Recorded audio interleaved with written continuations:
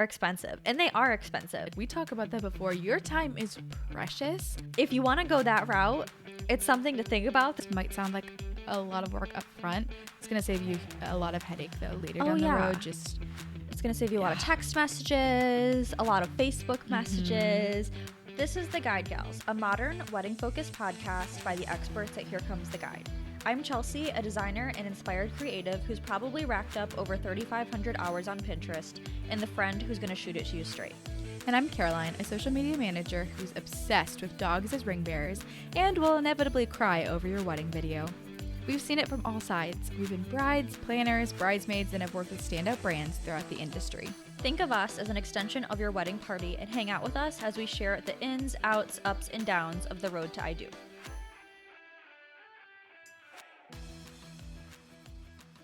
Hey everybody, welcome back to the podcast. We're super excited for another episode today that's going to be so fun, and it's all about a certain type of wedding that has become bigger and bigger recently, and that is the weekend wedding. So if you want to turn your big day into more of an extended experience, a weekend wedding or a multi-day celebration might be for you. These are trending right now, and they don't just even have to be a cultural or a destination wedding. So enter the long wedding weekend. Couples are opting to stretch out their festivities over 3 to 4 days with multiple events surrounding you. And those could be events from a welcome party. There's obviously the ceremony and reception. There could be a late night gig. There could be a farewell brunch. There's so many different things that could go into it. So whether you're thinking of planning a formal affair with an intimate group, or if it's more of a big bash with a more casual feel, you can make your wedding weekend whatever you want it to be. So this will be based on your overall budget, your style, your preferences, but we're going to, no matter what you're planning, mention 8 things that you're going to want to think about if you are going to opt for a weekend wedding. We also want to mention that we have expert advice in this episode brought to you by Lisa Shields, who is the COO of Here Comes the Guide, and she recently planned a weekend wedding for her daughter Kendall, so she has some awesome tips for us throughout the episode. Yeah, but before we even jump in, we have to talk about beverages of the day. What are you drinking? I am having just coffee from home from the coffee maker here, which is a machine, and with some vanilla creamer in there. It's really good. Oh, I love that. It is. I mean, mine is also very simple. Mine is a classic cold brew that I made that's very weak, which is unlike me usually. And then caramel and lavender. I decided to get a little bit crazy with it today. Ooh. So it's actually pretty good. I feel like, I don't know, sometimes lavender is too much for me, but the caramel is giving it more of a like rich flavor. I think that's an awesome combination. There is, fun fact, a coffee shop that I used to go to, if anyone is in San Clemente, Southern California area, Bear Coast Coffee, so good, has a lavender caramel latte, and they like make their own lavender infused caramel or whatever. You can buy it, I know, from there sometimes. I know it sells out really fast, but really good combination. So yeah, I'm a fan. No, I'm surprised. I'm really enjoying it. Do not be surprised if that becomes a new regular for me. It should be, I think. Perfect. So the first thing that you're going to want to think about is finding a venue that will host a wedding weekend. So we believe that the best wedding weekends happen when all of the guests are staying on site. That is the best case scenario. But if you can't stay on site on the venue, keeping them as close to the venue as possible with super close accommodations is great. Convenience is going to be key, especially if you're hoping for all or a lot of your guests to attend lots of the different events that might be happening spanning your weekend. It's also a huge bonus if there are recreational activities at your venue or attractions nearby. So think along the lines of like campground venues, retreats, hotels, resorts, inns, lodges, lakefront properties. It's really great if they have those nature-filled activities, or if it's a hotel or resort, sometimes there's a spa, which is really nice too. Yeah. So, but yeah, if there are lots of things to do, it's great. Yes, I know. I love the excursions end of things, but you do want to keep in mind that if you're doing something that is more adventure kind of styled, outdoor, rugged, off the beaten path, whatever it is, you do still want to make sure it's accessible for people. So like if your sweet dear grandmother is in a wheelchair, you want to take that into consideration. Now, granted, like she doesn't have to do all of the events, but just something to think about as you're choosing a venue. Yeah, that's a really good point. Also, if your guests aren't all staying in one location, you'll want to consider possibly setting up a hotel room block with accessible transportation. So, a lot of venues will offer some sort of shuttle service to and from. Like close accommodations to and from the venue. You can also search for local options. Just make sure that whatever you choose here, you're listing them on your wedding website or your printed agenda. One thing I do want to mention too, as we mentioned at the top of the episode, our CEO Lisa is going to be giving us some tips throughout this as well. But the venue that she'll be talking about is one that Chelsea and I have actually been to. So this is where we go for our full company retreat. So we know what the venue is like that she's talking about, but to give you a little bit of context, it is a lakefront. It is kind of outdoorsy. It is a place that has on-site accommodation, so we do stay there. We're all kind of close to each other, but there are tons of activities for us to do. It's a super, super cool venue. It's so fun to be there, Really to be cool. together. Yeah, and it really does lend itself to being a great weekend wedding venue as well for all of these fun things. But just wanted to mention that because that might help give some context to what Lisa's going to talk about too. Think cozy vibes, cabin with lots of water activities, outdoors, surrounded by nature. But if you're planning a weekend wedding, it doesn't have to be anything like this, actually. It can be Right. whatever you want it to be, whatever your style is, whatever your interests are. Yeah, just something to keep in mind. Yes. Well, with all of that in mind, Lisa's first thoughts for us are that guests will not expect you to pay for lodging, but you definitely want to keep in mind what is financially feasible for your group and to make sure to talk to the venue about price breaks that they could potentially offer. It never hurts to ask for those things. But Right. also make sure that you understand how to coordinate making those accommodations.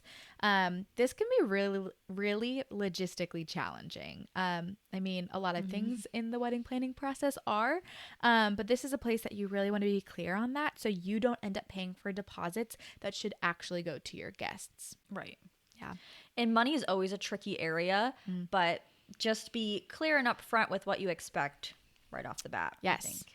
So even speaking about money, the next thing that you're going to want to think about for your weekend wedding is to figure out a budget, which we talk about in a lot of other episodes. And of course, it's going to apply here, but the way that it's applied is a little bit different.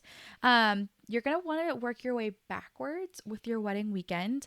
So figure out the total amount that you're able to spend. And then you're going to have to go through and separate each event and then allocate a portion of your total budget to each event because each event requires its own budget because it requires its own event space, vendor team, guest list, timeline. So your wedding itinerary could look like a day 1 welcome party, day 2 you do daytime recreational activities and then have a rehearsal dinner.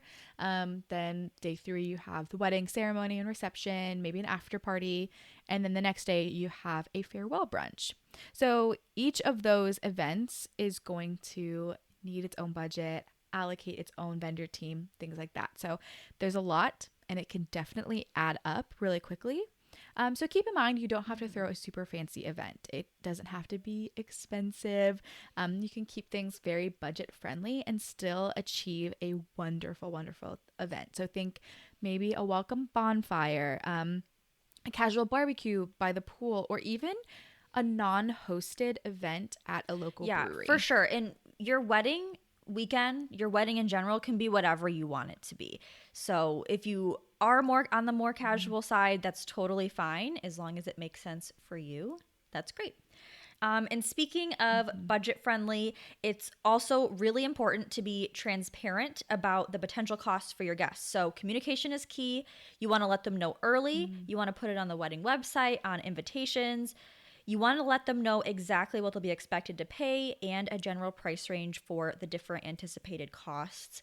So this might include things like transportation, accommodations, anything that they opt to enjoy between the wedding events, like certain restaurants or activities, local attractions. You'll want to use words like cash bar or no host event to make sure that you're making it super clear that they will have to pay on their own for certain things. Try also to provide Yeah. options for them, especially for those in between events at different price points.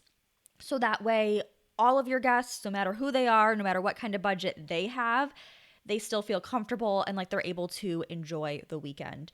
And some of Lisa's thoughts that she has on this, you may have close family members or friends that will want to help you with those different offshoot events. Like you might have your mother-in-law who really wants to help with the farewell brunch. Not sure if that's the case for you, but I wouldn't count on this. But some people will really want to be involved and help. You also can consider utilizing decor. So this is a pro tip also from Lisa. Yeah. But she says that if you have a welcome pizza party and you use really cute candle accents, these can be reused at the farewell brunch or at reception tables during your wedding. So if you have staple decor, you can reuse them in tons of different ways and you can create different looks with these at a fraction of the price. So a huge money and even time saver especially if you're DIYing any of those things. Oh my gosh. And again, like we talked about that before, your time is precious. Yes. So finding ways to really, especially on a wedding weekend where a huge thought process is spending time with your loved ones. Yeah, reuse, save yourself some time. That's invaluable things in the long run. For sure. The next thing to consider is hiring a wedding planner. So we're not going to sugarcoat it. Planning a weekend wedding is a lot of work and it could end up being a logistical nightmare if you're trying to do it yourself. Planning a wedding alone is a huge task. It can feel like its own part-time job or full-time job. But if you're adding a whole weekend full of events to the mix, it's a lot. So there's a lot of moving parts. If you don't have the time or energy to deal with all of these details, and if your budget allows, finding yourself a wedding planner is going to be amazing. So even though this might take up a good portion of your budget, it can be kind of pricey. They'll typically end up saving you money in the long run. They'll have a good amount of know-how and they'll have lots of vendor connections.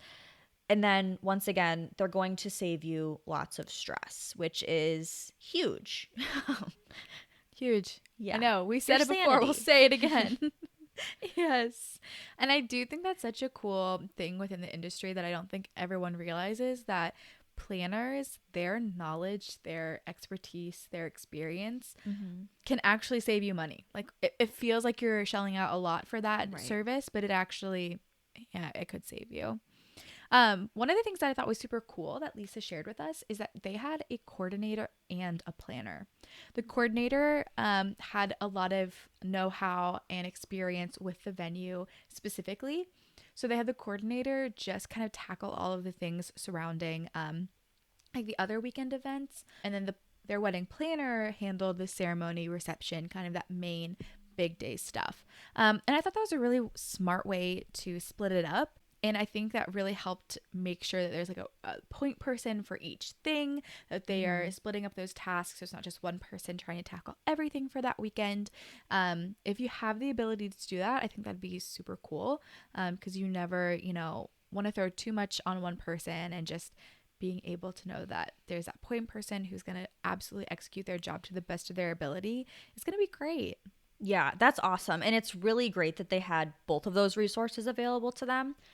Just know that a wedding coordinator is not a planner, and a planner is not necessarily a coordinator. Vice versa, it goes both ways. A lot of venues do come with a coordinator, and they're an awesome resource. They know the venue super well, but they're not really going to help you likely with stuff other than on the day of or days of your event. So becoming clear on exactly what they can help you with is really important. Okay, so the next thing that you're going to want to do and think about is coming up with your itinerary. really the trick is with a wedding weekend, it's hard because there are a lot of events that you want to pack into there and all of your special people, but you don't want it to feel too packed. You really do want to space out those activities, because you could easily overwhelm your guests, make them feel rushed between events. And I know being a part of wedding parties, it's easy to feel like that surrounding a wedding anyways, but especially the atmosphere that you're creating is really important to think about. So definitely build in downtime for your guests to do whatever they want, whether it's exploring the local surroundings or just truthfully taking a nap. And make it super clear to your guests that they are not obligated to attend every single event. Allow them to treat your wedding weekend like a mini vacation, and that's only going to help them feel like your wedding weekend was the best event ever. Finding that combination of time where yes, they're celebrating you and spending time with you, but they also do get to have downtime and really just enjoy the weekend. Just as it is going to be really helpful. Yeah, and Lisa's expert tip here is to definitely emphasize that downtime. You don't want to keep everyone hyper scheduled. So she mentioned that the sweetest part of their wedding weekend was all of the more organic time that they got to spend with each other and connect with their favorite people. It creates such a great buildup to the actual wedding, and it reduces the stress for the bride and groom. They have lots of time other than just at the reception to get to talk to everybody, thank them for being there, connect with them. So they will have already had a lot of FaceTime with all of their guests, so that's really nice. And I mean, if you think of any vacation that you've ever taken with your family or friends, it's usually like the best memories are made when you're just chatting or hanging out. So Yeah, yes. keep in mind Oh that my that's gosh, I probably the totally agree. experience that you want to like foster for your wedding weekend. Right, right. The next thing to think about is to get detailed on your wedding website. Your wedding website is the digital home base for all of the things related to your weekend, from the itinerary to the dress code for each event to the travel, accommodation details, even suggestions on what to pack. You want to get super detailed on this. So it might seem like common sense for some of the stuff, but you want to get as granular as possible. You want guests to feel super well informed and ready for the weekend. I love the idea of a packing list, like I mentioned just a second ago. Guests will need to know if they need a swimsuit, if they need a jacket, if they need hiking boots. You want to make sure, especially since they are coming for a bit of an extended time, that they know exactly what they need to pack, what they need to expect. It's also a great idea to lay out some things to do in that off time, such as like local attractions or local restaurants, bars that you'd like to suggest, sightseeing spots. So while some people might want to use downtime just to rest or to do kind of nothing, some people might want to be a little bit more adventurous and you want to give them things to do. So Lisa's thoughts for us here kind of have to do with more of that organizational kind of thing. So on a lot of wedding websites, they can really customize your RSVPs down to the specific events. So maybe not everyone is invited to everything, and that's okay. And people's schedules will vary so much that maybe they can't make it to the welcome party, but they can make it to the farewell brunch. And then maybe another person, it's the opposite. You are able to really customize your RSVPs to specific guests.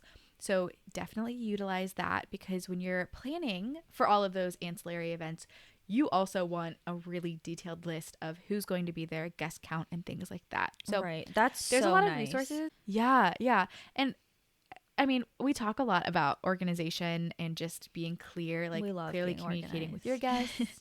Oh, we love it. And there's a lot of different applications you can use even outside of a wedding website. So one of the apps that we recommend is called Cala. And you can also organize your guest list and RSVP things in there, even down to the point of, okay, the farewell brunch is going to start soon. You could send out a reminder, or if someone left something at the welcome bonfire, you could send a note to all of the attendees and just say, hey, who left their green Patagonia jacket? Whatever Yeah, it that's is. super nice. It's a super cool application that you can use. And I think it's especially a good thing to use for wedding weekends, keeping things super detailed, organized, and you can even share photos in there. It's a really cool app. You should definitely check it out. It's a great organizational communication tool. The next thing to think about for your weekend wedding is to send save the dates early. Truthfully, a lot of the things that you're going to do for destination and weekend weddings, you want to try and do that communication sooner rather than later. So you might actually send your save the dates up to a year in advance, because sending them out early gives your guests plenty of time to make travel and accommodation arrangements secure, competitive rates for those things, save up their vacation days, to request time off. So just giving them ample time to make all of the arrangements that they need to. So also putting your wedding website URL on the save the date can be super helpful, because it can give even more detailed information to your guests sooner. And then after save the dates, you'll even want to send your wedding invitations like 3 to 5 months in advance. Again, giving guests plenty of time to RSVP, making sure you get the right guest counts, because there are so many different events happening over the weekend, and just giving the most time to get super organized and just make sure your guests have everything they need and you have everything that you need. Yeah, and of course it's a lot for you to think about when it comes to planning the whole thing, but if you're throwing a whole weekend at your guests, it's a lot for them to think about too. So really the earlier the better. As soon as you know the information, start sharing it.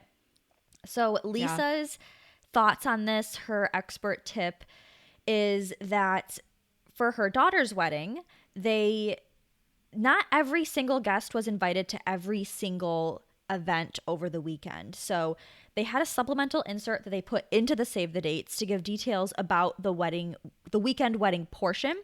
So they were paying for some accommodations, but not all. I think they paid like maybe for some of the wedding party. So they customized the inserts for the wedding party. That's what she said, so that they knew exactly what was covered up front. So it sounds like every save the date probably got a bit of a unique insert just according to where they fell on that guest list. So it helped everyone know up front exactly what to expect. It allowed them to plan for time off, all of the things. And creating those different inserts, even if they are a little bit customized, might sound like a lot of work up front. It's going to save you a lot of headache though later down the road. It's going to save you a lot of text messages, a lot of Facebook messages. What's going on? Read your insert. Yes. That's all that you have to say. Or visit the wedding website, which is really great too. If people are starting to bombard you with questions, if you have a website set up with all of the information, it's really great to say like, hey, hope you're doing well. Here's this link. You can find all of this stuff here. If you still have questions, reach out or don't. So yeah, having all of your stuff in one place and organized for all of your guests is a really great idea. Yeah. The next thing that you could consider are welcome bags. So if your budget allows, we really love the idea of arranging welcome bags for your guest. They can include a welcome note, maybe a printout of your weekend itinerary, a map of the area, locally made treats, a list of local transportation companies, attractions, travel-sized essentials, really anything that you want to throw in there that makes sense. You can cater the welcome bag contents to the environment or your type of event. So for example, if you're enjoying a lakefront weekend, consider giving your guests small bottles of sunscreen, bug spray, sunglasses, stuff like that.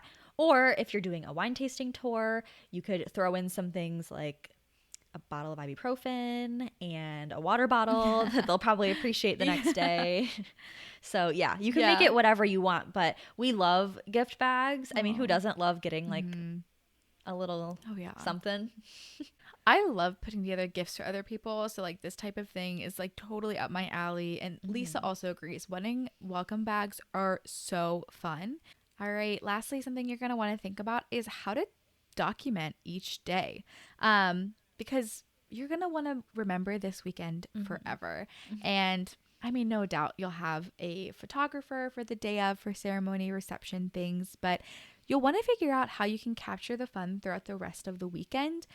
I mean, yeah, you could hire a professional photographer for every event if that's within your budget, but there are also a lot of alternatives that you can use to still capture the fun of the weekend. So We have some ideas for you if that's something that you want to think about. The first one being to designate a trusted guest. So you could assign a friend, a family member per each event to be a camera person, but definitely keep it really low pressure and informal. Yeah. Just ask them to snap notable moments.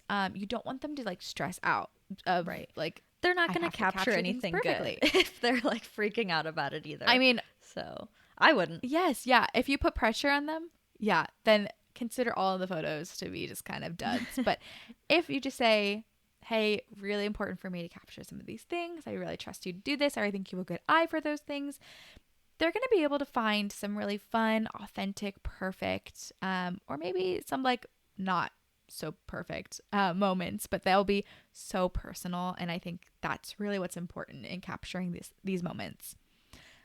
You can also promote a wedding hashtag. Now, if you are like me and for a while was like, okay, what the heck are wedding hashtags, or like, why do they still exist? I think it is still a good thing to have a wedding hashtag because people who post on social media, if they post a photo, tag you in a They're story actually or so post. nice to find stuff. Yes, Yeah. I especially think if you think of wedding hashtags more so in the video format, like people who post maybe a TikTok of like attending your wedding weekend, and just getting to see the weekend through their eyes, through those photos and videos can be so fun. So you're probably going to get some great things. Really definitely encourage that if you do decide to create a hashtag, and make sure that everyone knows what that is and that you're displaying it Yes. in all the right places. Put it on the website, the RSVP or save the dates, Signage. and If like you have like maybe a even make an sign. insert. Yeah. Yes, at like each event, reminding them, or put it in the welcome bag, like as an insert. Like, this is why It's we a good have the idea wedding too. hashtag. Like, make sure you use it. I think that's a good way to try and get your guests kind of are doing some of the legwork for you there, but it's also just super fun to see it through their eyes. Yeah. Agreed. There's a few other ideas too that we have. So you can use a wedding photo app. So there are a ton of photo sharing apps out there. You can just Google wedding photo apps. You'll see what we mean. But they're all built to collect the photos that your guests capture. So you can share your personalized QR code on wedding stationery or signage for your guests to easily scan and upload straight from their phones. So similar to a hashtag, but instead of them being, all across the internet, they'll be all organized in an app for you. You can also think about providing disposable cameras or Instax cameras. So you could purchase several disposable ones or the Instax ones, like I said, and just leave them around at the various events. You can encourage guests to use them, of course, too. You can also rent a photo booth, which is a really fun idea. It's kind of like a retro like thing that you can throw into the mix. So they're always a I hit. love that. You could consider renting one for one of these specific events throughout your weekend. I also know that a lot of venues will have one or have like a preferred photo booth vendor that they recommend. I know they're a popular option, so something definitely to consider. So Lisa's thoughts on Yeah. this are that she wishes that they had more documentation of their welcome event that they had. She also says that she really likes the photo app idea and the Instax idea. She also mentions that they're expensive, and they are expensive. So if you want to go that route, it's something to think about that is like really an added expense. Oh And yeah. also, you'd probably want more than one. So you'd probably have to purchase several cameras, which is expensive. Then the film is like a whole other thing. They're so cool. And the magic Yeah. of them is that you take the picture without knowing what it looks like, before it prints out. But Right, especially right. if the guests didn't buy the expensive film themselves, there's probably going to be like a lot of throwaways. So, yeah, Yeah, something to it can rack up the consider. cost a lot. Yeah. Yeah. That's actually something that when we were thinking about for our wedding of like how I wanted to document things, and how we wanted to do a guest book, we actually bought the Instax film printer. So you could connect it to your phone and print out a like selfie that you snapped or something like that, and then print it out on the printer and then like slap it in a guest book, like sign your name to it. And that was great because, like you said, for the normal cameras, you're just kind of like crossing your fingers that it's going to end up Right. looking good and that you didn't blink or that you don't look like a ghost and like are all washed out. But And that you is actually the get magic to, of it. But it that is is such a good but idea for us. with the printer. Yeah. We're like, we don't want to waste the film. Like, people will know the picture looks good. Then they'll already have that picture on their phone and then they can keep it forever. Yes. But then we get these cute photos that look like Polaroids, that have that like film look, but on a like cheaper, more, I don't know what the word I'm looking for. Just like, they're going to do it right the first time. Right. Kind of thing. No, that's a good point. Lisa also mentioned that someone should totally start an Instax camera rental company.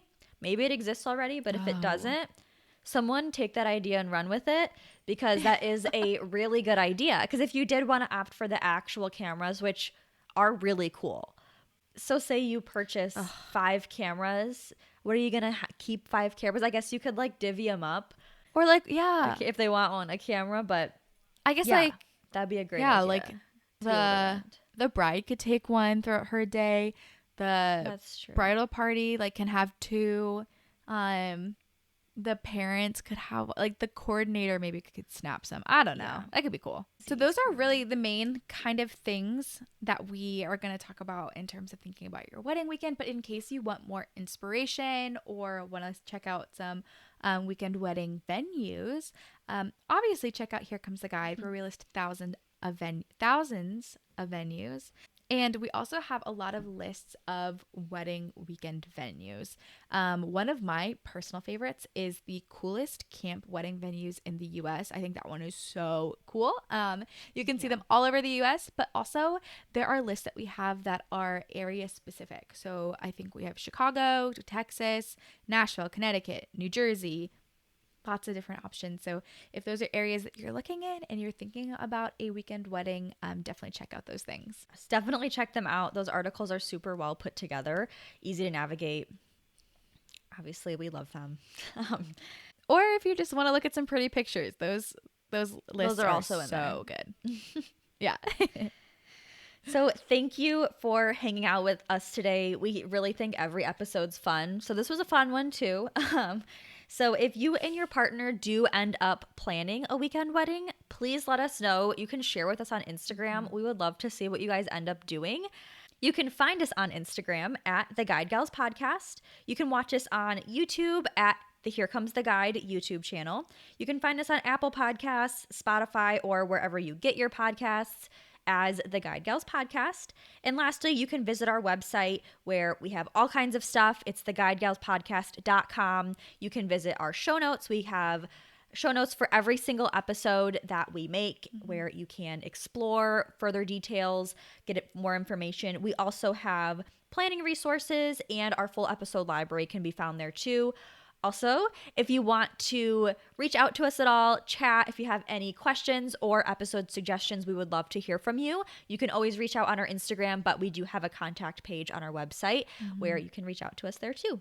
And I know maybe it does sound cheesy that we're like, hey, reach out to us, but like we legitimately would love to talk to you. Like the whole reason for us building this podcast and chatting with you every week is because we want to walk alongside you in this process. So really tell us your thoughts. Like, do you have questions about this? Do you just want to share your wedding? Do that, because we would love to see it. And whether that's through social media or through our website, whatever works for you works for us. Yes. Talk to us. We'd love to hear. We love to talk back. So, yeah. Okay. Again, like we said, we love this episode. It's so fun. And we have lots of great episodes coming up in the future where we just get to share a ton more. So excited to chat with you then. Yeah. And invite us to your weekend wedding. We'll come. Happily. Send us an invite. We'll be there. We will. All right. Until next time, or until your weekend wedding. Cheers. Cheers.